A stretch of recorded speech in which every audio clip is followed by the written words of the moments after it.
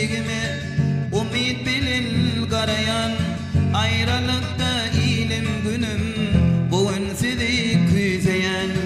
Telegişe gamlı başım ahmi bilen arayan, gamsız geçin şad günlerim bugün sizi küzeyen.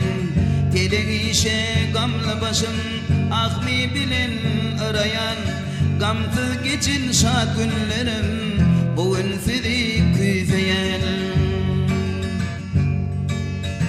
Dengim duşum yada sanıp umid kuşum uçuryan, demir kapa gözüm düşüp gama batıp oturuyan. Devir geçmiş geleceğimi gözüme getiriyen, dostlar yarlar kidil güller bugün sizi küzeyen.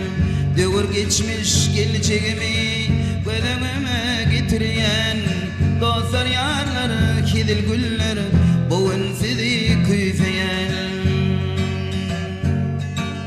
Ay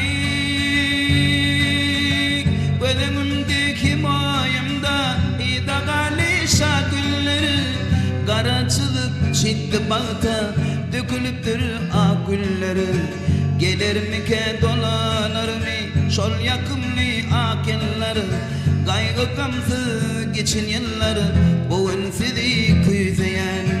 Gelir mi ke dolanır mı şol yakımlı akenler, kaygı gamsız geçin yıllar bugün sizi küzeyen. Başa düşün bu külfeti merdik bilen çekerin, kazmada kıyınçılığı kıyınım olsa geçerin. Çıkmadı kıyın çum girdaptan nezip olsa çıkarın. Dosyarlarım bugün sizi küzeyen. Çıkmadı kıyın çum girdaptan nezip olsa çıkarın.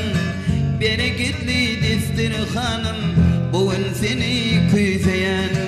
Devir geçmiş geleceğimi gözüme getiriyen, dostlar yarlar kidil güller bugün sizi küzeyen.